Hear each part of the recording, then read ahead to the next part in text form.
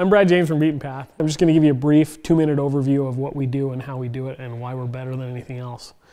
So if you know anything about extermination, there's lots of different businesses out there that do extermination, but they all generally use the same traps. They call them live capture traps, which gives the illusion of something humane, but in reality, they end up inside the thing and they either starve to death or they get stomped on when the exterminator comes by to check the traps.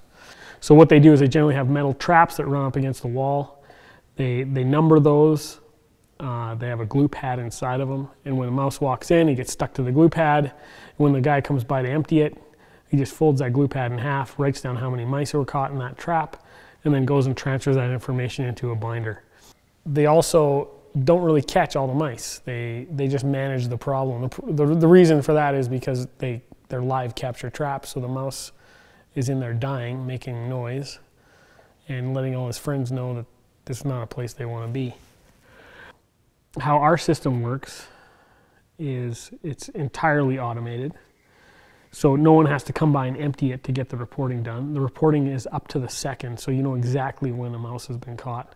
So if someone leaves a door open for some reason, you can literally pinpoint increased activity to that moment in time and remedy and fix the problem.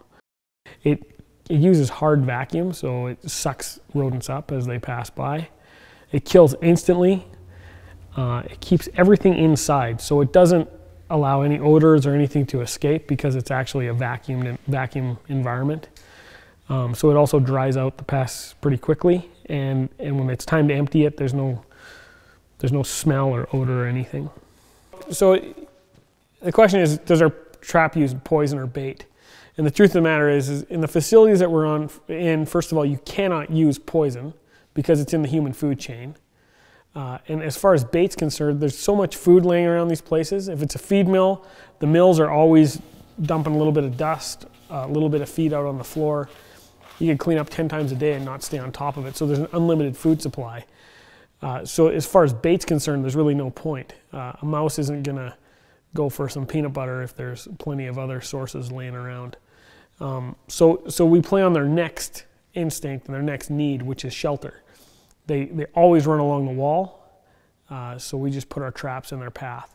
They don't have to push their way into anything. It's wide open. They can run right through it without stopping, without changing their course at all. Because of the way that they remove the pest, pests can't learn avoidance. They never do, and we catch everything. The problem with existing mouse traps is they have to push their way through and into these things in order to get caught. And the way that my trap works is it's a clear shot from one side to the other. You can see right through it. When they trip the motion sensor, that opens a valve and away they go. So we're down in the basement right now at the catchment. So this is where all the mice end up in the whole system. So we've caught some mice earlier tonight, and we're just going to empty it right now. If the mice stay in here for any length of time, they dry out entirely because there's no air. When you lower pressure, you lower boiling temperature, and that's why they're dry. So they're not going to be dry right now because we just caught them a few minutes ago. So this is how you empty it.